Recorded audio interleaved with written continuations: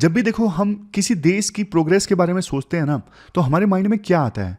हमारे माइंड में ना सबसे पहले इंफ्रास्ट्रक्चर आता है कि यार ये देश तो बहुत प्रोग्रेस कर गया, इंफ्रास्ट्रक्चर इतना डेवलप है, इतनी बड़ी बढ़िया रोड्स हैं, गगनचुंबी इमारतें हैं, लग्जरी कारें बहुत ज़्यादा बिकती हैं इस देश में, इतने बड़े बड़े इवेंट्स ऑर्गेनाइज होते हैं।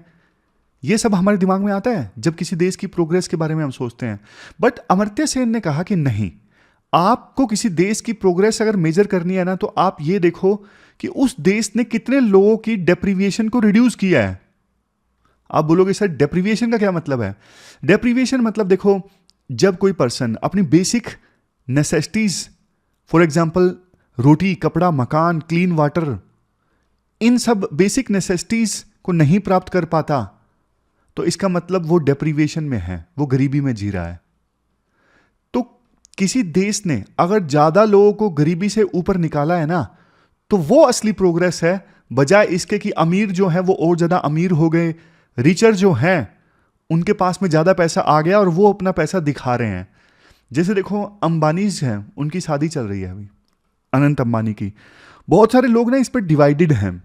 कुछ लोग बोलते हैं कि यार उनका पैसा है, वो कैसे भी खर्च करें, आपको क्या लेना देना। एक दूसरा वर्ग ऐसा है जो बोल रहा है कि यार आपको शादी करनी है तो करो, लेकिन आप पीआर क्यों करवा रहे हो? पीआर मतलब आप जानबूझ के शॉर्ट्स वायरल करवा रहे हो, वीडियोस वायरल करवा रहे हो। वन तारा वाला जो शादी से ठीक पहले दिखाया गया कि ये एनिमल रेस्क्यू किंगडम है, आपने क्या किया? मतलब जानबूझ के आपने शादी से पहले वो दिखाया दुनिया को कि हमने एनिमल रेस्क्यू वाला ये पूरा डेवलप करवाया है, ताकि आपका क्रिटिसिज्म ना हो। तो दोनों तरह के लोग हैं। कुछ बोल रहे हैं कि वो दिखावा कर रहे हैं बहुत ज़्यादा, और दूसरे लोग यूं बोलते हैं कि यार उनका पैसा है, वो जैसे भी शादी करें, उनकी मर्जी है। लेकिन कहने का मतलब ये है, अंबानी अदानी अगर और ज़्यादा अमीर हो गए, उससे प्रोग्रेस नहीं मेजर की जा सकती। प्रोग्रेस इस चीज़ से मेजर होगी कि कितने लोगों को हमने गरीबी से निकाला है। से आपकी क्या राय है? अनंत अंबानी की जो प्री वेडिंग सेरेमनी है उस पर बहुत खर्चा किया, रिहाना वगैरह लोगों को बुलाया गया बाहर से, और 1200 करोड़ से ज़्यादा खर्चा हुआ। ओपिनियन जो है डिवाइडेड है इस इशू पे। आपकी क्या ओपिनियन है? कुछ अलग पर्सपेक्टिव आप ऐड करना चाहते हो तो कमेंट बॉक्स में ऐड कर सकते हो, एथिक्स से संबंधित। 6 मार्च 2024 है आज डिस्कशन थोड़ा सा लेट इसलिए हुई। कई बार आप पूछते हो कि सर आप इतना डिस्कशन लेट कर देते हो। मैं आपको बताऊं, सुबह सुबह 11:30 पे मैं पहुंचा दिल्ली भोपाल से, और आने के बाद तुरंत के तुरंत पहले पढ़ लिया था सारा कुछ, और तुरंत के तुरंत अभी 1 घंटे में सीधा रिकॉर्ड किया है। कई बार ऐसी सिचुएशन हो जाती है, लेट अपने आप हो जाते हैं। लेकिन आज हम बढ़िया बढ़िया 4 इश्यूज डिस्कस करेंगे। सबसे पहले पैसा से संबंधित आर्टिकल हम डिस्कस करेंगे। पॉलिटी का आर्टिकल है, क्लियर हो जाएगा आपको पैसा एक्ट। फिर सुप्रीम कोर्ट का एक जजमेंट आया है जबरदस्त कि एमपी एमएलए को इम्यूनिटी नहीं है अगर वो रिश्वत लेंगे तो। बहुत ऐतिहासिक जजमेंट है। फिर नेक्स्ट आर्टिकल, जय जवान जय किसान, ये स्लोगन काफ़ी फेमस हुआ था 1965 में, शास्त्री जी ने दिया था। इस पे यूपीएससी ने 2013 में क्वेश्चन पूछा था। ये हम डिटेल से डिस्कस करेंगे किन परिस्थितियों में आया। फिर उसके बाद एक IMEC, India middle east Europe economic corridor, इसके बारे में भी थोड़ा सा डिस्कस करेंगे। तो चलिए डिस्कशन स्टार्ट करते हैं। फर्स्ट इंपॉर्टेंट आर्टिकल पैसा एक्ट से संबंधित है। आप GS पेपर सेकंड के इस टॉपिक से आर्टिकल को रिलेट कर सकते हो। देखो, पैसा एक्ट 1996 को डिस्कस करने से पहले हम बैकग्राउंड जानते हैं ताकि पूरा कंसेप्ट आपको आसानी से क्लियर हो। आपको पता है हमारे देश में सेल्फ गवर्नेंस को प्रमोट करने के लिए 73rd कॉन्स्टिट्यूशनल अमेंडमेंट आया था 1992 में। मतलब कि पंचायती राज इलेक्शंस 1992 से पहले होते तो थे, लेकिन देखो किसी स्टेट में सिचुएशन ये थी, हर 5 साल बाद नहीं कंडक्ट होते थे, कई साल बाद कंडक्ट होते थे। मतलब कि देखो सिंपल भाषा में हर एक स्टेट में पंचायती राज सिस्टम अलग अलग था, पावर्स अलग अलग थी। तो इन सब को सिस्टमाइज करने के लिए 73rd अमेंडमेंट आया 1992 में। बट देखो, ये जो 73rd कॉन्स्टिट्यूशनल अमेंडमेंट था ना, जिसमें निश्चित प्रोविजन कर दिया गया कि हर 5 साल बाद आपको इलेक्शन कंडक्ट करवाने हैं, ये पावर्स आपको पंचायती राज बॉडीज को देनी है। ये 73rd constitutional amendment article 243 section M के अनुसार शेड्यूल एरियाज और ट्राइबल एरियाज में एप्लीकेबल नहीं था। मैं फिर से बोलता हूं, आप संविधान का आर्टिकल 243 सेक्शन M देखिए।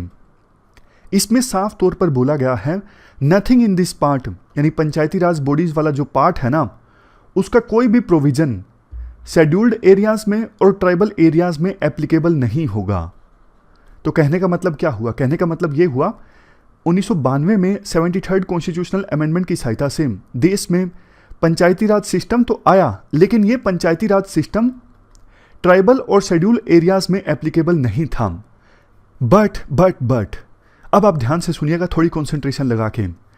बेशक देखो, ये पंचायती राज वाला सिस्टम जो 73rd कॉन्स्टिट्यूशनल अमेंडमेंट की सहायता से आया, ये शेड्यूल्ड एरियाज और ट्राइबल एरियाज में एप्लीकेबल नहीं था, लेकिन आर्टिकल में यह भी लिखा गया पार्लियामेंट अगर चाहे तो एक कानून बना के पंचायती राज सिस्टम को शेड्यूल्ड एरियाज और ट्राइबल एरियाज में एक्सटेंड कर सकता है। और जब पार्लियामेंट इसके लिए कानून बनाएगा ना, तो उसको कॉन्स्टिट्यूशनल अमेंडमेंट भी मानने की आवश्यकता नहीं है। आप सिंपल एक कानून बना दो पंचायती राज सिस्टम को शेड्यूल्ड एरियाज में और ट्राइबल एरियाज में एक्सटेंड करने के लिए। तो सेंट्रल गवर्नमेंट को लगा 1996 में, ठीक है भैया, हमारा क्या जा रहा है, अच्छा है पंचायती राज सिस्टम तो इसे एक्सटेंड करने के लिए शेड्यूल्ड एरियाज में हम एक कानून बना देते हैं। तब आया ये कानून, panchayat extension to the scheduled areas act 1996। तो पूरा बैकग्राउंड आप समझ गए कि पंचायती राज सिस्टम को शेड्यूल्ड एरियाज में एक्सटेंड करने के लिए ये एक्ट आया था 1996 में। और जैसे कि देखो, हमारे देश में हर बड़ा काम किसी न किसी कमेटी की रिकमेंडेशंस के बाद ही होता है। तो ये जो पैसा एक्ट आया था ना, ये दिलीप सिंह भूरिया कमेटी की रिकमेंडेशंस के बाद आया।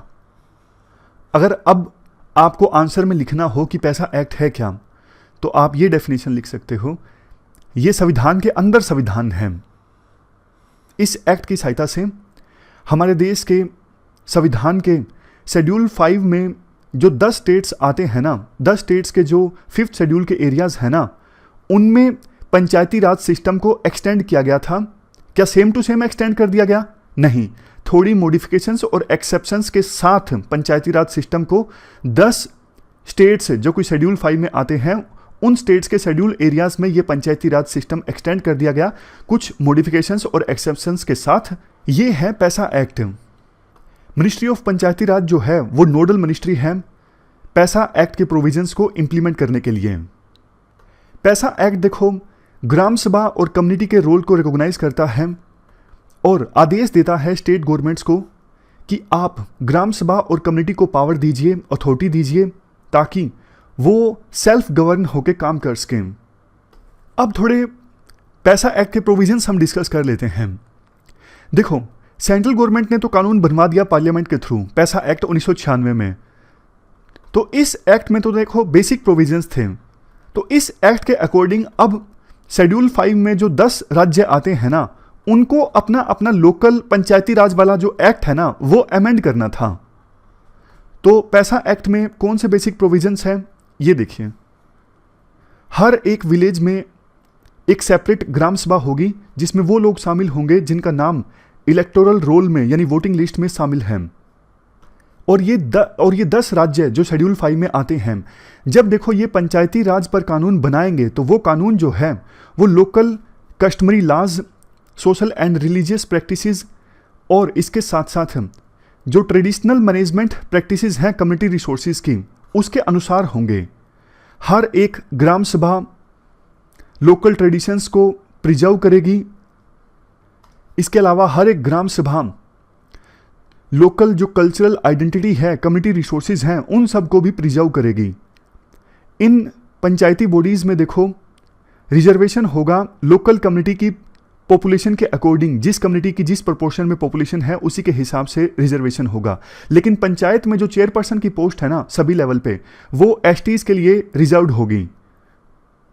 और ग्राम सभा की रिस्पॉन्सिबिलिटी ये भी होगी, गांव में जो भी डेवलपमेंट रिलेटेड वर्क्स है ना उनको अप्रूवल देना, स्कीम्स के जो बेनिफिशरीज हैं उनको आइडेंटिफाई करना, और जो जो फंड यूटिलाइज हुए हैं डेवलपमेंट वर्क के लिए उसके लिए सर्टिफिकेट इशू करना।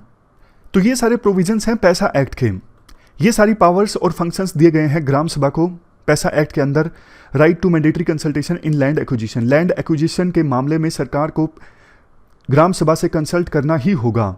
इसके अलावा जो पर्सन्स डिस्प्लेस हुए हैं उनकी रीसेटलमेंट और रिहेबिलिटेशन के मामले में भी ग्राम सभा से कंसल्ट करना होगा। नेक्स्ट, ग्राम सभा को फंक्शन दिया गया है कि वो ट्राइबल कम्युनिटीज़ के कल्चर और ट्रेडिशनल बिलीफ को प्रोटेक्ट करें। ग्राम सभा को माइनर फॉरेस्ट प्रोडक्ट्स की ओनरशिप दी गई है। इस एक्ट के अंतर्गत फंक्शन दिया गया है कि लोकल डिस्प्यूट्स को वो रिजोल्व करवाएं। Prevention of land alienation, management of village market, right to control production, distillation and prohibition of liquor, exercise of control over money lending. इसके अलावा और कोई राइट्स जो शेड्यूल ट्राइब से संबंधित हो उसको मैनेज करना, ये सारी पावर्स और फंक्शंस ग्राम सभा को दिए गए इस पैसा एक्ट 1996 के अकॉर्डिंग। इसके बाद नेक्स्ट एस्पेक्ट आता है फ़ायदे क्या क्या हुए, मतलब सिग्निफिकेंस है पैसा एक्ट की क्या है। सबसे पहला सिग्निफिकेंस तो देखो, इस एक्ट ने ना ग्राम सभा को एम्पावर किया, मतलब कि ग्राम सभा बेहतर ढंग से ग्राउंड लेवल पे डेवलपमेंट वर्क ला पाती हैं, तो उनको पावर्स मिली तो ग्राउंड लेवल पर डेवलपमेंट ज़्यादा अच्छे से आने लगा। ग्राम सभा रिसोर्सेज लोकल लेवल पे जो रिसोर्सेज होते हैं ना उनको ज़्यादा अच्छे से यूटिलाइज कर सकती हैं। Next, tribal integration. क्योंकि देखो ट्राइबल एरियाज़ में पंचायती राज सिस्टम आया तो गवर्नेंस लोगों के हाथ में आई, मतलब डिसेंट्रलाइज्ड गवर्नेंस आई। ग्राउंड लेवल पर, ग्रास रूट लेवल पर लोगों के हाथ में जब पावर आई तो ट्राइबल लोगों की जो समस्याएं हैं वो ज़्यादा बेहतर ढंग से सोल्व होने लगी। उनका एक प्रकार से ट्रस्ट बढ़ना स्टार्ट हो गया सरकार के ऊपर। मेन स्ट्रीम में उनका इंटीग्रेशन होने लगा, अदरवाइज तो वो आइसोलेटेड महसूस करते हैं, जिसका एक रीज़न है नक्सलिज्म, माओइज्म। ये सब समस्याएं पैदा होती हैं क्योंकि सरकार के ऊपर उनका ट्रस्ट नहीं होता। जब सरकार के ऊपर उनका ट्रस्ट जगेगा तो ये सब समस्याएं अपने आप खत्म होने लगेंगी। Next, protect ecosystem. पैसा देखो ट्राइबल्स को एम्पावर करता है ग्राम सभा के थ्रू, ताकि वो अपने लोकल लेवल पे जो इकोसिस्टम है ना उसको प्रिजर्व कर सकें। इसका एक बढ़िया एग्जांपल देखो 2013 में देखने को मिला। 2013 में सुप्रीम कोर्ट ने उड़ीसा सरकार को आदेश दिया कि आप कालाहांडी में और रायगढ़ डिस्ट्रिक्ट में बॉक्साइट माइनिंग होनी चाहिए या फिर नहीं होनी चाहिए, इसकी परमिशन लोकल ग्राम सभा से लीजिए। तो बाद में परमिशन जब ली गई तो उन्होंने मना कर दिया। इसके बाद नियमगिरी हिल्स में जो माइनिंग का लाइसेंस था वो उड़ीसा की सरकार ने कैंसिल कर दिया। सबसे लास्ट सिग्निफिकेंस ये है, जब देखो ट्राइबल्स का कंट्रोल होता है लोकल लेवल पे इंस्टीट्यूशंस पर और फंक्शनरीज पर, तो इससे वो ज़्यादा बेहतर ढंग से अपने ट्रेडिशनल कल्चर, रिलीजन और आइडेंटिटी को सहेज के रख सकते हैं। ये तो देखो मेन सिग्निफिकेंस हैं। आप अगर आपको पॉइंट्स इंक्रीज़ करने हो तो आप बहुत सारे पॉइंट्स इंक्रीज़ कर सकते हो, जैसे ग्राम सभा की सहायता से जो डिस्प्यूट्स हैं उनको लोकल लेवल पे सुलझाया जाने लगा इस एक्ट की सहायता से। इसके अलावा ग्राम सभा पब्लिक वॉचडॉग का इस्तेमाल करती है, तो रिसोर्सेज का जो यूटिलाइजेशन है वो भी ज़्यादा अच्छे से होने लगा इस एक्ट के आने के बाद। इसके बाद देखो हम डिस्कस करते हैं पैसा एक्ट की लिमिटेशंस क्या हैं। पैसा एक्ट देखो आ तो गया 1996 में, लेकिन हमारे देश में इम्प्लीमेंटेशन तो वीक रहता है, आप इस बात से वाकिफ हो। 4 जो मेजर ट्राइबल स्टेट्स हैं ना, झारखंड, छत्तीसगढ़, मध्य प्रदेश, उड़ीसा, इन्होंने अभी तक पैसा रूल्स को फ्रेम नहीं किया है। हाल फिलहाल में छत्तीसगढ़ से संबंधित न्यूज़ आई थी, लेकिन अभी तक सोचने की बात है। देखो 1996 में एक्ट आया और अभी तक पैसा रूल्स को फ्रेम भी नहीं किया गया है। नेक्स्ट चीज़, बोल तो गया पैसा एक्ट में कि लोकल ग्राम सभा से कंसल्ट करना पड़ेगा अगर लैंड एक्वायर करना हो, लेकिन दूसरे एक्ट की सहायता से लैंड एक्वायर कर लिया जाता है। जैसे छत्तीसगढ़ में कोरबा डिस्ट्रिक्ट में जो अथॉरिटीज़ है ना उन्होंने लैंड एक्वायर कर लिया कोल बीरिंग एक्ट 1957 के अंतर्गत। मतलब पैसा एक्ट को इग्नोर करने के लिए दूसरे एक्ट्स का सहारा ले लिया जाता है। 2010 में एक स्टडी आई थी, status of panchayat extension to scheduled areas act. इसमें कहा गया आंध्र प्रदेश, गुजरात, छत्तीसगढ़, झारखंड, उड़ीसा, यहाँ पर बहुत ही ज़्यादा पुअर इम्प्लीमेंटेशन है इस एक्ट का। खूंटी डिस्ट्रिक्ट है झारखंड का, यहाँ पर देखो 65% लोग ऐसे हैं जिनका लैंड एक्वायर कर लिया गया और उनसे पूछा भी नहीं गया। और कई सारे एक्सपर्ट्स ये बोलते हैं पैसा एक्ट ने डिलीवर नहीं किया अच्छे से, इसका इम्प्लीमेंटेशन नहीं हुआ। उसके पीछे काफ़ी सारे रीजंस हैं। एक तो देखो इस एक्ट को लेकर क्लैरिटी नहीं है, दूसरा ब्यूरोक्रेटिक एपैथी है, तीसरा एब्सेंस ऑफ पॉलिटिकल विल, उसके बाद पावर हायरार्की में चेंज के अगेंस्ट रेसिस्टेंस है। लोकल लेवल पे जो ऑफिशियल्स हैं नहीं चाहते कि पावर आए ग्राम सभा के पास में।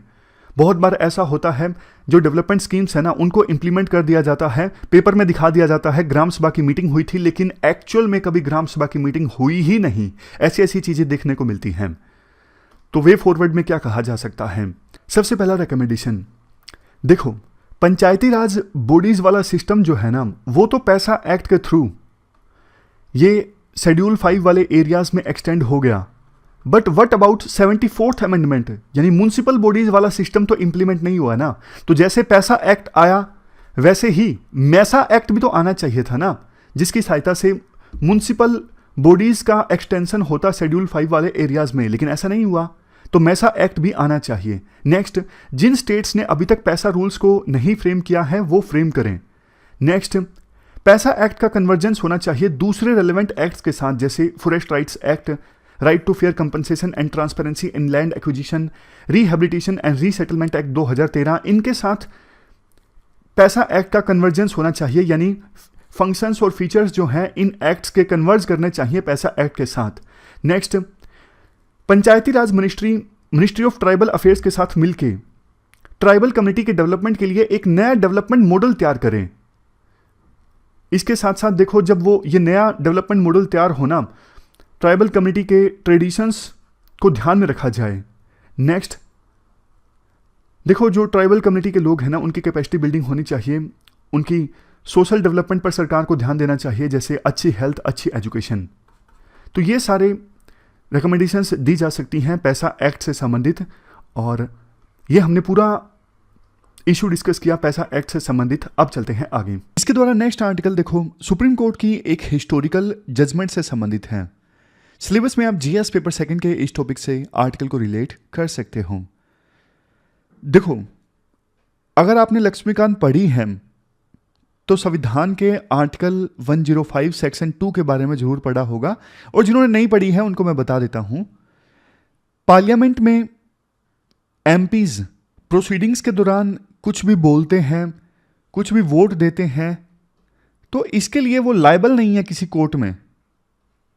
मतलब एमपीज ने कुछ भी बोला हाउस के अंदर या फिर कुछ भी वोट दिया, वो इसके लिए लायबल नहीं है। मतलब वोट देने के लिए या फिर कुछ भी बोलने के लिए उनके खिलाफ कोर्ट में प्रोसीडिंग नहीं चल सकती, उनको इम्यूनिटी दी गई थी कोर्ट में।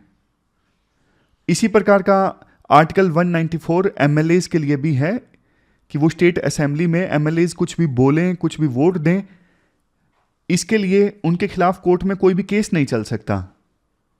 अब देखो, हमारे संविधान निर्माताओं ने ये आर्टिकल एमपीज के लिए 105 और एमएलएज के लिए 194 काफी सोच समझ के ऐड किया था कि एमपीज एमएलएज नीडर होके अपनी आवाज पार्लियामेंट में या फिर स्टेट असेंबली में उठा सके बिना किसी डर के। ऐसा नहीं कि उनको डर लगे कि हमने ये बोल दिया तो हमारे खिलाफ कोर्ट में केस चल जाएगा। नहीं, उनको कंप्लीट इम्यूनिटी दी गई थी। आप जो बोलना चाहते हो बोलो बिना डर के, हम आपको इम्यूनिटी देते हैं। बट हुआ क्या, हमारे लीडर्स तो लीडर्स हैं आज के, उन्होंने क्या किया, रिश्वत लेके वोट देना स्टार्ट कर दिया। 1993 में शिबू सोरेन, झारखंड के लीडर, शिबू सोरेन समेत उनकी पार्टी के कुछ दूसरे लीडर्स ने ना नो वोट कॉन्फिडेंस आया था नरसिम्हा राव गवर्नमेंट के अगेंस्ट 1993 में। तो नरसिम्हा राव की सरकार के खिलाफ नो वोट कॉन्फिडेंस में वोट देने के लिए उन्होंने रिश्वत ली, ब्राइब ली। लेकिन जब उनके खिलाफ कार्रवाई करने की बारी आई, अब ये देखो, काइंड ऑफ रिश्वत लेना तो एक क्रिमिनल ऑफेंस है ना, कायदे से कार्रवाई होनी चाहिए प्रिवेंशन ऑफ करप्शन एक्ट 1988 के तहत। लेकिन शिबू सोरेन ने सुप्रीम कोर्ट में यह बोला, नहीं नहीं नहीं नहीं, आप कार्रवाई नहीं कर सकते, क्योंकि मेरे पास में संविधान का आर्टिकल 105 सेक्शन 2 है।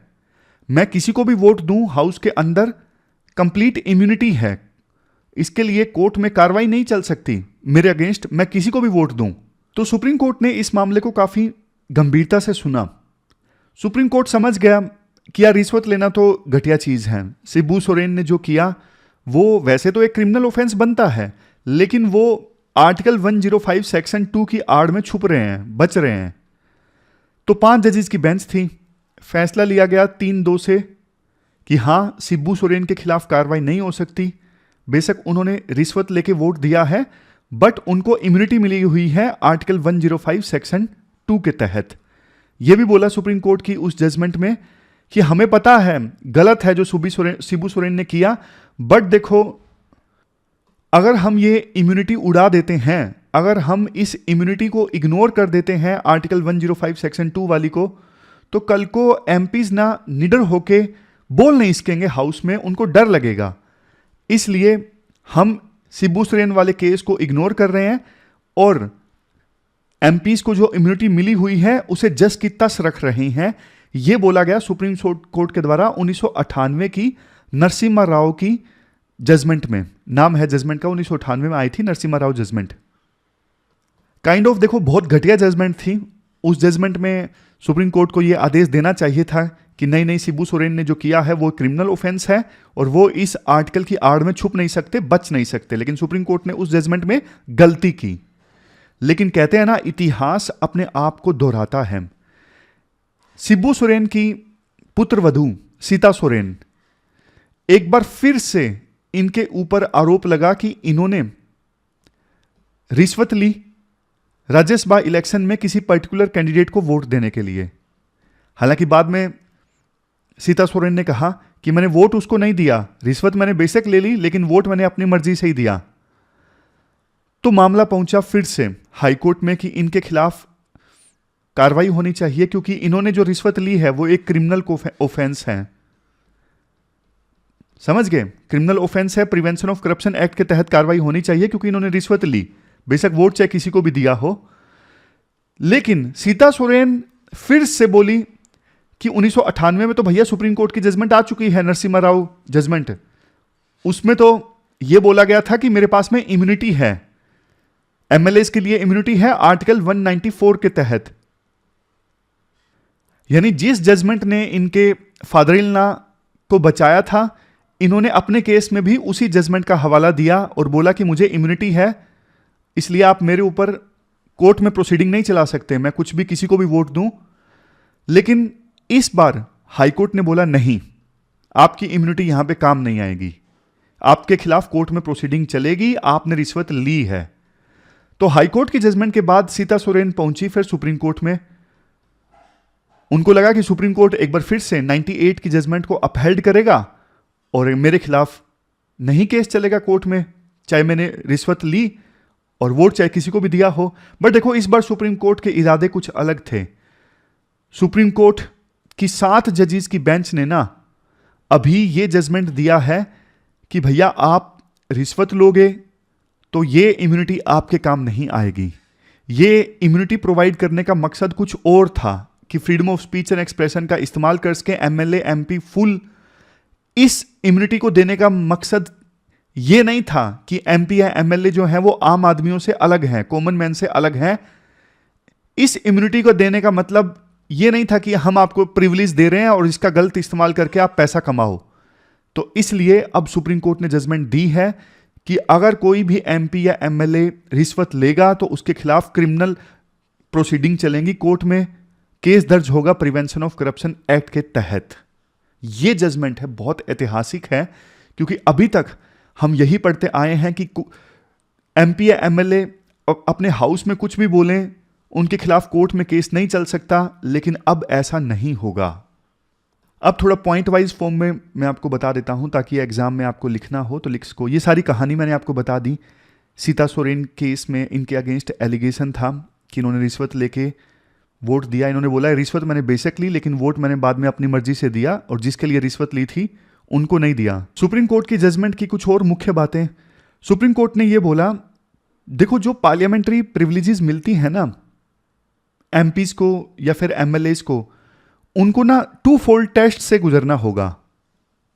पहली चीज, जो प्रिविलेज मिली है ना एमपी या एमएलए को, वो जरूरी है ताकि एमपी या एमएलए अपने फंक्शंस अच्छे से डिस्चार्ज कर सके हाउस के अंदर। दूसरा, वो प्रिविलेज ऐसी होनी चाहिए जिसके बिना एमपी या एमएलए हाउस में अपने फंक्शंस ठीक ढंग से डिस्चार्ज नहीं कर सकते।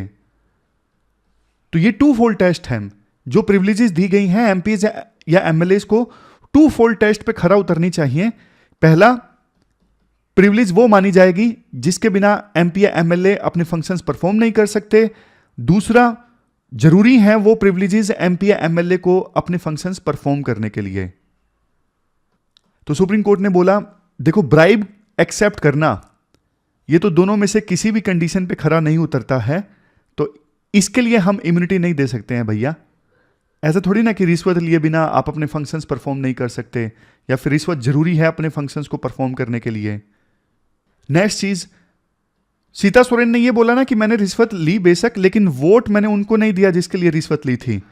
तो सुप्रीम कोर्ट ने यह बोला कि section 7 of the prevention of corruption act, इसमें साफ तौर पे बोला गया है रिश्वत चाहना, रिश्वत एक्सेप्ट करना, रिश्वत मांगने की कोशिश करना, सब के सब क्रिमिनल ऑफेंस हैं, बेशक रिश्वत लेके आपने काम किया हो या ना किया हो। एक बड़ी चीज ये हुई, अब देखो हाउस के अंदर एमपीज या एमएलएस के द्वारा जो एक्ट किया जाएगा ना, वो अब जुडिशियल रिव्यू के अंडर आएगा। ये बहुत बड़ी चीज है। पहले तो जुडिशरी उन मामलों पे कई बार चर्चा करती नहीं थी, तो इस जजमेंट के बाद तो सीधा सीधा ये हो गया हाउस में किसको वोट दिया किसको नहीं दिया, अब ये भी जुडिशियल रिव्यू के अंडर आएगा। एक प्रकार से इक्वालिटी स्टैब्लिश करने का काम किया है सुप्रीम कोर्ट की इस जजमेंट ने। एक तरफ सरकारी कर्मचारी, दूसरी तरफ ये एमपी या एमएलए, रिश्वत कोई भी लेगा कार्रवाई होगी, इक्वालिटी रहेगी। नेक्स्ट पॉइंट भी इंपॉर्टेंट है। देखो, अगर किसी एमपी या एमएलए ने रिश्वत लेके वोट दिया ना, या फिर क्वेश्चन पूछे, तो उस पे ना दो तरह की कार्रवाई होगी। हाउस तो अपनी कार्रवाई अलग से करेगा ही, क्योंकि एमपी या एमएलए ने रिश्वत ली है, तो हाउस रेजोल्यूशन पास करके उस सदस्य को निष्कासित कर सकता है, एक्सपेल कर सकता है। जैसे महुआ मित्रा की जो सदस्यता है वो चली गई। लेकिन देखो, हाउस की कार्रवाई अलग है, बट एमपी या एमएलए ने रिश्वत ली है, वो एक क्रिमिनल ऑफेंस भी तो है ना, उसके लिए कोर्ट में अलग केस चलेगा। दोनों तरह की कार्रवाई चलेगी। हाउस की कार्रवाई अलग है, क्योंकि हाउस की डिग्निटी हर्ट हुई है, रिश्वत ली है मेंबर ने, तो हाउस अपनी अलग से कार्रवाई करेगा। लेकिन बाहर कार्रवाई अलग से चलेगी कोर्ट में, क्योंकि ये क्रिमिनल ऑफेंस भी है रिश्वत लेना। तो दोनों तरह की कार्रवाइयां होगी। सुप्रीम कोर्ट ने यह भी बोला कि करप्शन और ब्राइबरी, खास करके लेजिस्लेचर के मेंबर के द्वारा, ये तो देखो इंडियन पार्लियामेंट्री की डेमोक्रेसी के फाउंडेशन को ही हिला देता है, और इससे तो संविधान के जो आइडियल्स हैं वो वायलेट होते हैं। इवन देखो, राज्यसभा इलेक्शंस या फिर प्रेसिडेंशियल इलेक्शंस या फिर वाइस प्रेसिडेंट के इलेक्शंस में भी अगर रिश्वत ली गई है ना, तो तब भी कार्रवाई होगी, तब भी इम्यूनिटी नहीं मिलेगी एमपी या एमएलए को। सिग्निफिकेंस क्या है इस जजमेंट की? बेसिक स्ट्रक्चर डॉक्ट्रिन को अपहोल्ड किया है सुप्रीम कोर्ट ने, क्योंकि अब लेजिस्लेचर के अंदर यानी हाउस के अंदर जो भी होगा उस पर भी जुडिशियल रिव्यू रहेगा। नेक्स्ट, करप्शन के खिलाफ लड़ने में ये जजमेंट बहुत ज़्यादा इंपॉर्टेंट है। अकाउंटेबिलिटी एंड ट्रांसपेरेंसी आएगी। नेक्स्ट, इंटीग्रिटी मजबूत होगी, क्योंकि अब डर लगेगा एमपीज या एमएलएस को कि रिश्वत लेंगे तो बच नहीं पाएंगे। सबसे लास्ट में फंडामेंटल राइट्स का भी प्रोटेक्शन होगा, क्योंकि पहले स्पेशल ट्रीट किया जा रहा था एमपीज या एमएलएस को रिश्वत लेने के मामले में बाकी सरकारी कर्मचारियों से, तो अब बराबर कंसीडर होंगे सारे। तो आर्टिकल 14 का पहले जो वायलेशन हो रहा था वो नहीं होगा। चैलेंजेस क्या क्या हैं इस जजमेंट को इंप्लीमेंट करने में? Uncertainty over judgments and laws. देखो, पहले एक प्रेसिडेंट इस्टेब्लिश था, अब उसे ओवरटर्न कर दिया गया है, तो बहुत सारे जो ऑलरेडी केसेस चल रहे हैं उनमें थोड़ा कॉम्प्लेक्सिटी आएगी। और पॉइंट ये है कि इतनी इंपॉर्टेंट जजमेंट है, थोड़ा और रिसर्च वगैरह के बाद में इसे देना चाहिए था। सही बताऊं तो खामा के पॉइंट्स हैं, मतलब जजमेंट बहुत अच्छी है, कुछ भी लिखना है चैलेंजेस में तो बस लिख दिए 2-3 पॉइंट कि लेजिस्लेटिव की जो इंडिपेंडेंस पे इम्पैक्ट पड़ेगा, इंप्लीमेंट करने में दिक्कत आ सकती है, खामा के पॉइंट्स हैं। कंक्लूजन में यही कहा जा सकता है कि सुप्रीम कोर्ट का डिसीजन बहुत ज़बरदस्त है, ट्रांसपेरेंसी एंड अकाउंटेबिलिटी को इंप्लीमेंट करने वाला है। तो ये पूरा आर्टिकल हमने डिस्कस किया सुप्रीम कोर्ट के जजमेंट से संबंधित। इसके बाद देखो, एक आर्टिकल ना कनेक्टिविटी से संबंधित है, काफ़ी बार इसकी चर्चा हुई है। ये India middle east Europe economic corridor, ये कॉरिडोर काफ़ी बार हम इसकी चर्चा कर चुके हैं। अभी इसलिए सुर्खियों में आया है क्योंकि इंडिया और यूएई ने एक बायलैटरल इंटर गवर्नमेंटल एग्रीमेंट को फॉर्मलाइज किया इस कॉरिडोर को इंप्लीमेंट करने के लिए। मतलब दोनों देश चाहते हैं कि बेशक इजराइल और हमास के बीच में युद्ध खत्म हो ना हो, लेकिन इस कॉरिडोर को लेके हम आगे बढ़ेंगे। वैसे देखो, जो स्वेज कैनल है वो आपको भी पता है, यहाँ पे जो हाउथी रिबल्स हैं काफ़ी समय से शिप्स पर अटैक कर रहे हैं। अब तो एक खबर ये भी आई कि अंडर वाटर जो इंटरनेट केबल है उसको भी उन्होंने नुकसान पहुंचाने की कोशिश की। इससे तो इंटरनेट पे नेगेटिव इम्पैक्ट पड़ेगा विभिन्न देशों में। और वैसे भी देखो, स्वेज कैनल में ना बहुत ज़्यादा भीड़ रहती है। कुछ समय पहले की बात है, एक ताइवान का शिप यहाँ पे बीच में अटक गया था। जैसे ये कैनल है ना 200 मीटर की है, वो 400 मीटर का शिप था, तो ऐसे बीच में अटक गया, वो ऐसे फंस गया। तो बहुत भारी शिप्स की लाइन लग गई थी दोनों साइड्स में। और उस समय ऑलमोस्ट $50 बिलियन का नुकसान हुआ था शिपिंग इंडस्ट्री को पूरे वर्ल्ड में। तो ये जो कॉरिडोर है ना वैसे भी इंपॉर्टेंट है, मतलब एक अल्टरनेटिव है स्वेज कैनल का, और स्वेज कैनल से भी इफेक्टिव हो सकता है अगर कुछ चीज़ों पे ध्यान दिया जाए। क्योंकि देखो ये ज़्यादा फास्ट है। अब यहां से मुंबई से जाएगा मान लीजिए यहां तक सी के माध्यम से, फिर इजराइल से ग्रीस तक भी ये सी के माध्यम से रूट जाता है, लेकिन बीच में ये पूरा ना रेल रूट है, रेल तेज चलेगी, तो इसलिए बल्कि जल्दी सामान पहुंचाया जा सकता है। स्वेज कैनल वाले रूट से जल्दी सामान इस कॉरिडोर के थ्रू पहुंचाया जा सकता है। बट दिक्कत ये है, यहां पे सी खत्म हो जाता है और सामान को लोड करना पड़ेगा रेल में। लेकिन कितना एफिशिएंटली और कितना जल्दी सी से रेल में यानी ट्रेन में माल लोड हो सकता है, कितने ऑपरेशन से स्ट्रीमलाइन है, इस पे बहुत कुछ डिपेंड करता है। बाद में यहां पे ट्रेन रुक जाएगी, आगे फिर से शिप्स में माल को लोड करना पड़ेगा। तो यहां पे भी वही चीज है कि कितना जल्दी रेल से शिप में माल लोड हो सकता है, उससे डिपेंड करेगा। अगर देखो ट्रेंड लोग नहीं है, लॉजिस्टिक्स की दिक्कत है, ऑपरेशंस की दिक्कत है, फिर तो देखो स्वेज कैनल वाला ही रूट प्रेफर किया जाएगा। लेकिन मान लीजिए ऑपरेशंस बहुत ही ज्यादा स्ट्रीमलाइन हो जाते हैं, तो स्वेज कैनल के पैरेलल ये जो रूट है बहुत ज्यादा सक्सेसफुल होने वाला है। समझ गए? इसके बाद लास्ट में आर्टिकल जय जवान जय किसान स्लोगन से संबंधित है। हम सब जानते हैं यह स्लोगन दिया गया था former prime minister Lal Bahadur Shastri के द्वारा। सिलेबस में देखो जीएस पेपर 1 से आप इस आर्टिकल को रिलेट कर सकते हो पोस्ट इंडिपेंडेंस इंडिया से, और सीधा सीधा यूपीएससी ने जय जवान जय किसान पे क्वेश्चन पूछा था मेंस 2013 में। ऑलमोस्ट 60 साल पहले लाल बहादुर शास्त्री जी ने यह स्लोगन दिया था। किन परिस्थितियों में दिया वो हमारे लिए इंपॉर्टेंट है, और आज इस स्लोगन की क्या रिलेवेंस है। देखो हमारे देश में किसान प्रोटेस्ट कर रहे हैं अपनी काफी सारी मांगों को लेके। मुख्य मांग है एमएसपी को लीगलाइज करना, वो तो हमें पता है। लेकिन यूरोप के विभिन्न देशों में भी, जैसे फ्रांस में, जर्मनी में, इटली में, ग्रीस में, नीदरलैंड में, वहां भी किसानों का मेजर प्रोटेस्ट देखने को मिला है पिछले कुछ समय में। और रीजंस अलग अलग हैं। जैसे किसी देश में टैक्स बढ़ा दिया, किसी देश में क्लाइमेट चेंज को एड्रेस करने के लिए रिस्ट्रिक्शंस लगा दी, क्योंकि एग्रीकल्चर से नाइट्रोजन का एमिशन होता है ना। तो कुछ देश ऐसे हैं जहां पे सरकारों ने रिस्ट्रिक्शंस लगा दी। जैसे हमारे देश में स्टबल बर्निंग पे रोक लगा रखी है, वैसे ही वहां पे नाइट्रोजन एमिशंस पे रोक लगा दी। तो किसानों को कठिनाई का सामना करना पड़ रहा है। पर्टिकुलर हमारे देश की बात करते हैं, किन परिस्थितियों में यह स्लोगन दिया गया था। देखो जब नेहरू जी की डेथ हुई थी ना 1964 में, तो उस समय कांग्रेस के लीडर्स बिल्कुल कंफ्यूज हो गए कि नेहरू का सक्सेसर कौन होगा।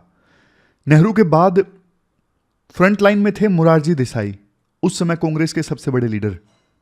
एम्बिशियस भी थे, मतलब बनना चाहते थे प्रधानमंत्री, और एबल एडमिनिस्ट्रेटर भी थे, सक्षम थे। लेकिन देखो इनको नहीं बनाया गया, क्योंकि कुछ कांग्रेस के लीडर्स की सोच ये थी कि इनका लीडरशिप स्टाइल काफी रफ है।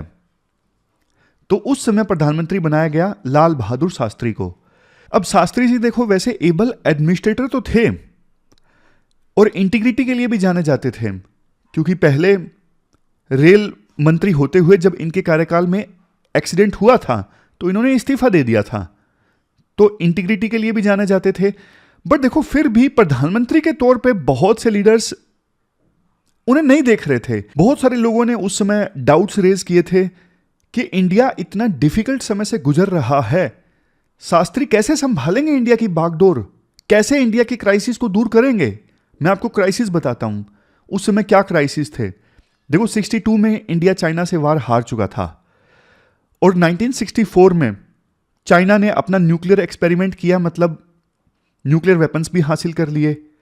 इसके अलावा नागालैंड में इंसर्जेंसी काफ़ी पीक पे थी। नागा इंसर्जेंट्स अलग से देश की मांग कर रहे थे। साउथ इंडिया में तमिलनाडु में DMK party anti Hindi agitation चला रही थी।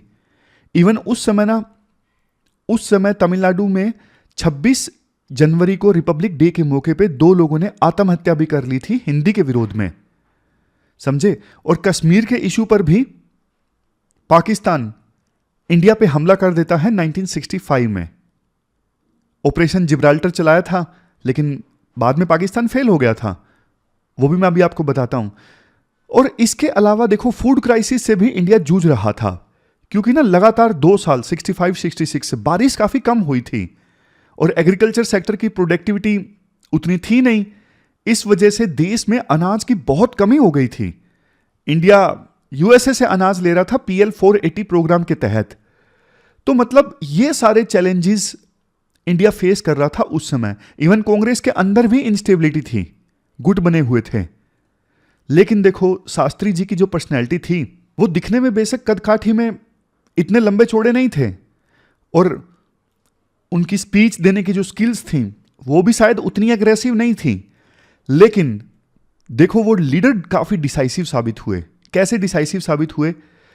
देखो सबसे पहली चीज, उन्होंने अपने कमांडर्स की मानी पाकिस्तान के साथ युद्ध के दौरान, और कमांडर्स की एडवाइस के बाद डिसाइसिवली सेकंड फ्रंट ओपन करने का आदेश दिया और यह बहुत इंपॉर्टेंट डिसीजन साबित हुआ। नेहरू फोकस कर रहे थे उस समय इंडस्ट्री पे, लेकिन शास्त्री को लगा कि यार इतने जबरदस्त फूड क्राइसिस हैं, अगर इनसे उबारना है तो फिर एग्रीकल्चर सेक्टर पे ध्यान देना बहुत ज़्यादा जरूरी है। तो इन्होंने ना काफ़ी इंपॉर्टेंट अपॉइंटमेंट्स की थी।